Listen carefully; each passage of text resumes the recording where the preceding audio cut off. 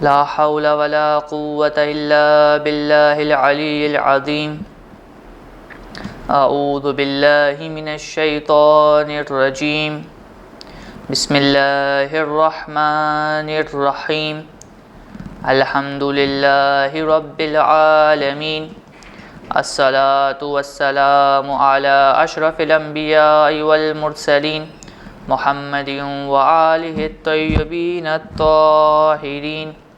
واللعنة الدائمة على أعدائهم أجمعين من الآن إلى قيام يوم الدين. أما بعد، فقد قال تبارك وتعالى في الكتاب المجيد والفرقان الحميد: بسم الله الرحمن الرحيم. إنا أعطيناك الكوثر فصل لربك وانحر إن شانئك هو الأبتر. صدق الله العلي العظيم. اللهم صل علی محمد و آل محمد. اسی عنوان سے کھولا گیا باب زینب، اسی عنوان سے کھولا گیا باب زینب، دین اسلام ہے دراصل شباب زینب. معزز مومن و مومنات، حضرت زینب سلام علیہا کا رتبہ اور مقام معصومین علیہم السلام کے مقام و رتبے کے بعد اگر کسی کے مقام و رتبے کی فضیلت کو بیان کیا جائے گا تو اس میں سر فہرست حضرت زینب سلام علیہا کا نام موجود ہوگا. اور کیوں نہ حضرت زینب سلام علیہا کا نام ان افراد کے اندر موجود ہو، کیونکہ حضرت زینب سلام علیہا نواسی ہیں تو رحمت للعالمین اور ملکۃ العرب خدیجۃ الکبریٰ کی نواسی ہیں، اور پوتی ہیں تو سردار مکہ حضرت ابو طالب اور بی فاطمہ بنت اسد کی پوتی ہیں. اور اگر بی بی زینب سلام علیہا کے والدین کو دیکھا جائے تو آپ کے والدین جیسے کوئی بھی والدین اس دنیا کے اندر موجود نہیں. آپ کے والد امیر المومنین ہیں تو آپ کی والدہ سیدۃ فاطمہ سیدۃ النساء العالمین ہیں. اور اگر آپ کے بھائیوں کی بات کی جائے تو آپ جیسے بھائی بھی کسی کو میسر نہ ہوئے. آپ کے بھائی سید شباب اہل الجنہ امام حسن اور امام حسین ہیں. تو آپ کا رتبہ باقی تمام افراد کے رتبے سے بہت بلند اور پایا ہے، بہت بلند ہے. آپ کی فضیلت بہت زیادہ ہے اور روایتوں میں آپ کی فضیلت کے بارے میں بہت ساری چیزیں آئی ہیں. اگرچہ اہل بیت علیہم السلام کی خواتین کے بارے میں تاریخ میں اتنا کچھ نہیں ملتا، کیونکہ اہل بیت علیہم السلام کی خواتین زیادہ تر اپنی زندگی کا حصہ اپنے گھروں کے اندر ہی رہتی تھی اور باحجاب رہتی تھی کہ یہاں تک کہ سورج کی نگاہ بھی ان کے اوپر نہ پڑتی تھی. لیکن اس کے باوجود جو کچھ معصومین علیہم السلام کے خاندان کی عورتوں کا ذکر تاریخ کے اندر یا ائمہ علیہم السلام کے احادیث سے ہوا ہے، اسی کے ذیل میں بی بی زینب سلام علیہا کا کچھ مقام آپ کے سامنے بیان کرنے کی کوشش کریں گے. سب سے پہلے اگر ہم چلیں تو آپ سلام علیہا کی ولادت، جس طریقے سے ائمہ علیہم السلام کی ولادت میں یہ ہم دیکھتے ہیں کہ جب بھی کوئی امام پیدا ہوتا ہے تو اس کا نام جو ہے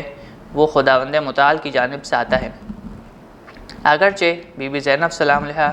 امام نہیں اور اس طریقے سے معصومین جو ہیں ان میں شامل نہیں، لیکن آپ کا رتبہ معصومین سے کم بھی نہیں. بی بی زینب سلام علیہا کے رتبے اور ولادت کا واقعہ بھی کچھ یوں ہے کہ جب آپ سلام علیہا کی ولادت ہوئی 5 جمادی الاول سن 6 ہجری کو مدینہ منورہ میں، تو اس وقت بھی فاطمۃ الزہرا علیہ السلام آپ کو گود میں لے کر امام علی علیہ السلام کے پاس آئیں اور کہا: امیر المومنین، آپ اپنی بیٹی کا، اپنی دختر کا نام رکھیں. امام علی علیہ السلام نے کہا کہ میں رسول خدا حضرت محمد مصطفیٰ صلی اللہ علیہ وآلہ وسلم کے ہوتے ہوئے اپنی اس بیٹی کا نام نہیں رکھ سکتا. پھر امام علی علیہ السلام اور بی بی زہرا علیہ السلام بی بی زینب کو لے کر رسول خدا صلی اللہ علیہ وآلہ وسلم کے پاس آئیں اور کہا کہ آپ اپنی اس نواسی کا نام رکھیں. رسول اللہ نے کہا کہ میں خدا کے اوپر سبقت نہیں لے جا سکتا اس مولود کا نام رکھنے میں. بس عزیزان، حضرت جبرائیل علیہ السلام نازل ہوئے اور خدا کی جانب سے کہا کہ اس مولود کا نام خدا نے زینب رکھا ہے، تو آپ بھی اس کا نام زینب رکھیں. تو حضرت رسول اللہ صلی اللہ علیہ وآلہ وسلم نے اس مولود کا نام زینب رکھا. اور اس کے بعد حضرت جبرائیل علیہ السلام نے مصائب کو بیان کیا کہ جو آگے چل کر بی بی زینب سلام علیہا کے اوپر گزرنے والے تھے، اور وہ مصائب سن کر رسول اللہ صلی اللہ علیہ وآلہ وسلم نے گریہ کیا اور عجیب جملہ کہا اور کہا کہ جو بھی اس بچی کے مصائب پر گریہ کرے گا اس کا اجر وہی ہے جو اس کے بھائی حسن و حسین پہ رونے کا ہے. عزیزان، اسی 6 ہجری سے پہلے 3 ہجری اور 4 ہجری کے اندر امام حسن اور امام حسین کی ولادت ہو چکی تھی، اور امام حسین کی ولادت کے وقت حضرت جبرائیل نے اسی طریقے سے مصائب کو بیان کیا تھا، تو رسول اللہ اس وقت بتا چکے تھے کہ امام حسین پہ رونے کا کیا ثواب ہے۔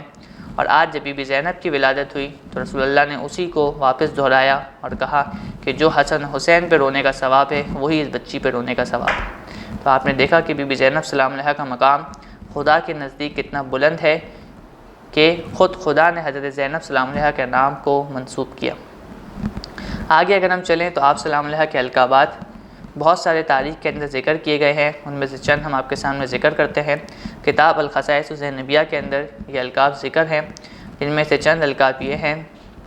عقیلہ بنی ہاشم، عالمہ غیر معلمہ، عارفہ، موثقہ، فاضلہ، کاملہ، عابدہ آل محمد، معصومہ صغریٰ، امینۃ اللہ، نائبۃ الزہرا، نائبۃ الحسین، عقیلۃ النساء، شریک الشہداء، بلیغہ، فطیحہ اور شریکۃ الحسین۔ اور اسی طریقے سے بعض کتابوں میں آپ کا لقب ام المصائب بھی ذکر کیا گیا ہے۔ ہر لقب وہ لقب ہے کہ جس کے اوپر الگ سے مجلس رکھی جا سکتی ہے، الگ سے بات کی جا سکتی ہے، اور ہر لقب بی بی زینب کی شان کے ایک الگ انداز کو پیش کرتا ہے۔ اب اگر ہم آگے چلیں تو یہ بات ہم دیکھتے ہیں کہ جو ائمہ معصومین علیہم السلام ہیں وہ بچپن میں بھی وہی فہم و فراست رکھتے ہیں کہ جو وہ اپنے جوانی کے دور میں اور اپنے ادھیڑ پن کے دور میں رکھتے ہیں۔ معصومین علیہم السلام اس طرح نہیں ہوتے کہ بچپن میں معصوم نہیں ہیں، بڑے ہو کر معصوم ہو رہے ہیں۔ بی بی زینب سلام علیہا بھی اگرچہ معصوم اس طریقے سے شامل نہیں ہے معصومین میں، لیکن ہے خاندان رسالت کی ایک فرد، اور میں آپ کے سامنے بیان کر چکا ہوں کہ جو نواسی رحمۃ للعالمین کی ہو، پوتی حضرت ابو طالب کی ہو، بیٹی حضرت فاطمہ الزہرا اور امیر المومنین کی ہو، اور بہن حضرت امام حسن اور امام حسین کی ہو، تو ان کی شان کا کیا عالم ہوگا۔ تو ایک واقعہ کہ جس سے بی بی زینب سلام علیہا کی فہم و فراست کا پتہ چلتا ہے، وہ بھی بچپنے کے عالم میں، کہ ایک دفعہ حضرت بی بی زینب سلام علیہا اپنے بابا امیر المومنین علیہ السلام کے ساتھ بیٹھی ہوئی تھی، تو آپ نے کہا اپنے بابا سے کہ آپ ہم سے محبت کرتے ہیں؟ بڑا عجیب سا سوال ہے، بی بی زینب امیر المومنین سے سوال کر رہی ہیں کہ کیا آپ ہم سے محبت کرتے ہیں؟ امام علیہ السلام نے کہا ہاں میری بیٹی، آپ میری اولاد ہیں، میرے دل کا ثمرہ ہیں، میرے دل کا پھل ہے، میں کیوں آپ سے محبت نہیں کروں گا؟ تو بی بی نے کہا کہ ایک دل میں دو محبت جمع نہیں ہو سکتی۔ ملاحظہ کریں بی بی کی فہم و فراست، بی بی کی عشق خدا سے، جو بی بی کا عشق ہے اور جو توحید ہے بی بی زینب سلام علیہا کی، کہ بی بی نے کہا کہ ایک دل میں دو محبت جمع نہیں ہو سکتی، کہ ایک اللہ کی محبت ہو اور دوسری اولاد کی محبت۔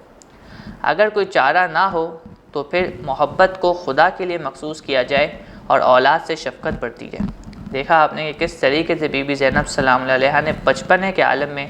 خدا کی محبت اور عشق کو بیان کیا، اور اس کے ساتھ ساتھ جو اولاد کے ساتھ محبت ہوتی ہے یا ماں باپ کے ساتھ جو محبت ہوتی ہے اس کو بیان کیا، کہ محبت کو خدا سے مخصوص کیا جائے اور شفقت کو اپنی اولاد کے ساتھ مخصوص کیا جائے۔ جب حضرت امیر المومنین علیہ السلام نے اپنی اس بیٹی کی یہ فصیح و بلیغ گفتگو کو دیکھا اور یہ معرفت توحید کو دیکھا، تو آپ کے دل میں بی بی زینب سلام علیہا کی محبت اور زیادہ بڑھ گئی۔ آگے چلیں ہم کہ امام حسین علیہ السلام کی نگاہ میں بی بی زینب سلام علیہا کا کیا مقام تھا اور کیا محبت تھی امام حسین کو بی بی زینب سے۔ آپ مومنین اکثر مجالس کے اندر سنتے ہیں کہ بی بی زینب سلام علیہا امام حسین علیہ السلام کے بغیر نہیں رہ سکتی تھی، اگر ایک لمحے کے لیے بھی امام حسین علیہ السلام آپ کے سامنے سے اوجھل ہو جاتے تو آپ پریشان ہو جایا کرتی تھی۔ بعض کتابوں میں یہ بھی لکھا ہے کہ جب بی بی زینب سلام علیہا اپنے جھولے میں ہوا کرتی تھی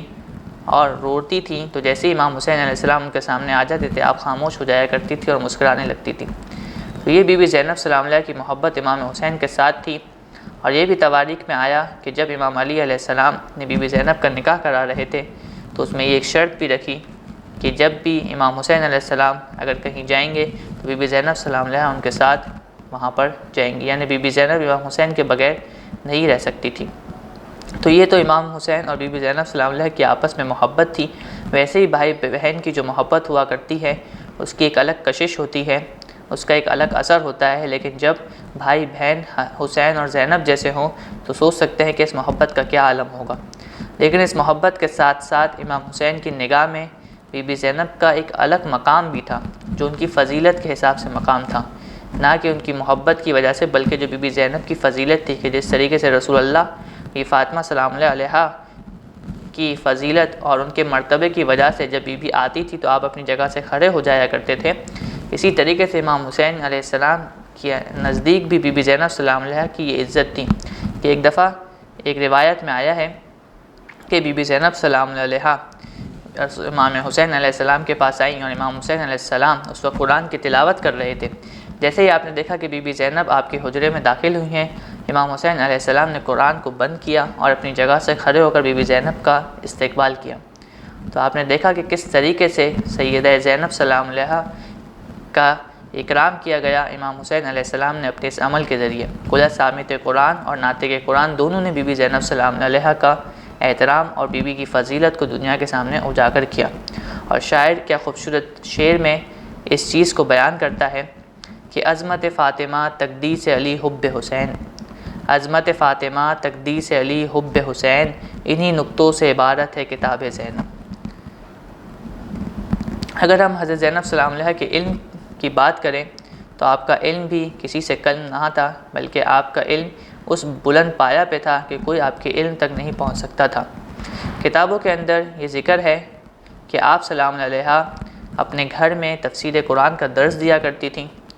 کہ جس کے اندر عورتیں شامل ہوا کرتی تھیں اور آپ کے تفسیر قرآن کے درس کو سنا کرتی تھیں۔ اور کیوں نہ حضرت زینب تفسیر قرآن کا درس دے، کیونکہ آپ ہی کا گھر تو وہ گھر تھا کہ جس کے اندر خدا کی وحی اترا کرتی تھی۔ آپ کا گھر ہی وہ گھر ہے کہ جو علم خدا کا مخزن ہے، آپ کا گھر ہی وہ گھر ہے کہ جہاں پر وحی خدا کا نزول ہوا کرتا ہے۔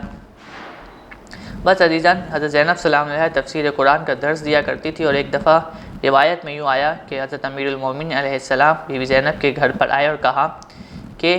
آپ قاف ہا یا عین صاد کی تفسیر کو بیان کر رہی ہیں؟ کہا ہاں، میں قاف ہا یا عین صاد کی تفسیر کو بیان کر رہی ہوں۔ تو امیر المومنین نے کہا کہ کیا میں آپ کو اس کی تفسیر بیان کروں؟ تو بی بی زینب نے کہا ہاں۔ تو پھر امیر المومنین نے کہا کہ در حقیقت قاف ہا یا عین صاد آپ کے اوپر جو مصیبتیں پڑیں گی ان کا رمز ہے، اس کا ایک کوڈ ہے کہ جو آپ کے اوپر مصیبتیں پڑیں گی۔ اس کے بعد امیر المومنین نے واقعہ کربلا میں بی بی زینب پر پڑی جانے والی مصیبتوں کو بیان کیا اور بی بی زینب زور و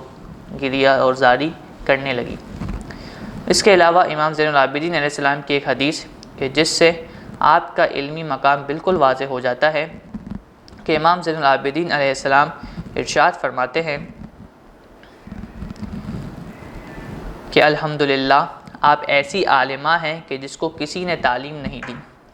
اور آپ ایسی فہم و فراست رکھتی ہیں کہ جسے آپ نے کسی سے نہیں سیکھا۔ یعنی بی بی زینب سلام علیہا کے پاس جو علم ہے اور جو فہم و فراست ہے وہ کسی کے پاس بیٹھ کر نہیں سیکھی، بلکہ خداوند متعال کے ذریعے وہ علم اور وہ فہم و فراست خود خدا نے آپ کو عطا کی۔ یعنی بی بی زینب سلام علیہا کا علم عام انسانوں کے علم کی طرح نہیں کہ عام انسانوں کو سیکھنا پڑتا ہے، یا عام انسانوں کے علم کے اندر غلطی کی گنجائش موجود ہوتی ہے، کیونکہ عام انسان اپنے علم میں آہستہ آہستہ ترقی کرتے رہتے ہیں، لیکن حضرت زینب سلام علیہا کا علم وہ علم ہے جو خداوند متعال کی طرف سے بلا واسطہ آپ کو عطا کیا گیا، اور وہ فہم و فراست ہے کہ جو آپ کو خداوند متعال کی جانب سے عطا کی گئی۔ تو یہ بی بی زینب سلام علیہا کے علم کا مقام تھا۔ آخری کے اندر ہم دو نقطے اور آپ کے سامنے پیش کریں کہ بی بی زینب سلام علیہا کی عبادت کا کیا عالم تھا۔ ہم اکثر ائمہ علیہ السلام کی سیرت میں دیکھتے ہیں کہ امام علی علیہ السلام دن اور رات میں 1000 رکعت نماز پڑھا کرتے تھے۔ اسی طریقے سے امام زین العابدین علیہ السلام دن اور رات میں 1000 رکعت نماز پڑھا کرتے تھے، یہاں تک کہ امام موسیٰ کاظم علیہ السلام کے بارے میں تو یہ ملتا ہے کہ وہ زندان میں پورا دن روزہ رکھا کرتے تھے اور پوری رات عبادت میں مصروف رہتے تھے۔ تو یہ خاندان رسالت کا عالم تھا کہ جہاں علم ایک اوج کے اوپر ہے تو دوسرے اوج کے اوپر ان کی عبادت بھی ہے۔ تو اسی خاندان رسالت میں سے بی بی زینب کا بھی تعلق تھا، تو بی بی زینب کی عبادت بھی کسی بھی طریقے سے اپنے خاندان کے باقی دوسرے افراد سے کم نہ ہوگی، اور خصوصاً بی بی زینب سلام علیہا تو نائب حضرت فاطمہ الزہرا ہیں۔ وہ حضرت فاطمہ الزہرا جو پوری رات خدا کی عبادت میں محراب میں کھڑی ہوتی تھیں، کسی کے لیے، کسی اپنے کے لیے نہیں، لیکن ہمیشہ دوسروں کے لیے اور پڑوسیوں کے لیے دعا کیا کرتی تھیں کہ جب امام حسن علیہ السلام نے ایک دفعہ کہا کہ آپ نے پوری رات پڑوسیوں کے لیے دعا کی، ہمارے لیے کوئی دعا نہیں کی، تو بی فاطمہ نے ایک جملہ کہا کہ پہلے پڑوسی اور اس کے بعد گھر والے۔ اور وہ بی فاطمہ الزہرا سلام علیہا کہ جنہوں نے 3 دن کا روزہ رکھا، اور آپ کو پتہ ہے کہ ہر دن افطار کے اندر اپنی روٹیوں کو مسکین اسیر کو دے دیا کرتے تھے، ان فاقوں کے بعد بھی بی بی زہرا سلام علیہا خدا کی عبادت میں کھڑی رہا کرتی تھیں۔ تو ایسا کیسے ہوتا کہ انہی سید النساء العالمین کی دختر جناب زینب خدا کی عبادت میں اعلیٰ مقام پر نہ ہو۔